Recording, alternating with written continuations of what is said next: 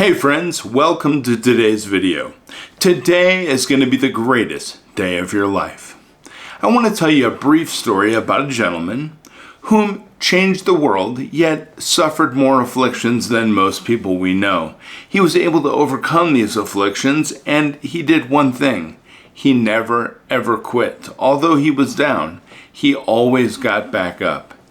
This man was born in 1809. In 1816, at age 7, he was forced to go to work. In 1818, at age 9, he lost his mother.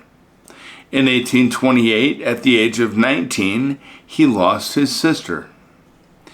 In 1831, at the age of 22, he opened his first business and went bankrupt.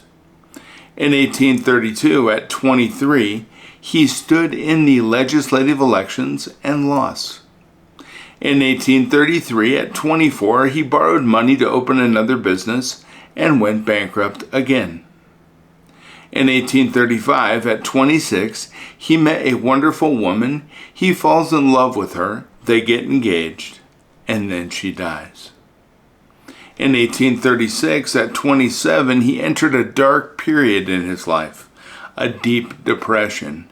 He remained bedridden for 6 consecutive months, but he got back up. In 1836, at 27, he runs in the legislative elections and loses again. In 1840, at 31, he presented himself as an elector and he loses. In 1842, at 33, he met the woman he would fall in love with, get engaged, get married, and she gives him 4 children. And 3 of those children die. In 1843, at 34, he appeared at Congress, ran for Congress, and lost. In 1845, at 36, he appeared again at the Congresses and lost again. In 1850, at 41, his son dies. In 1854, at 45, he ran for the Senate and lost. In 1856, at 47, he ran for vice president. He did not even get 100 votes. In 1858, at 49, he ran again for the Senate, and he lost again. And in 1860, at the age of 51, Abraham Lincoln was elected President of the United States. He was elected for 2 terms. But in 1865, at the age of 56, he was assassinated in the beginning of his 2nd term. He was one of the most respected and impactful presidents in the history of the United States. I believe it's important for us to have context and to know and understand his story of perseverance. Now, we can all see the hero, but few see the many afflictions he overcame. Like him, we need to overcome the afflictions. No matter how difficult, we can overcome them all.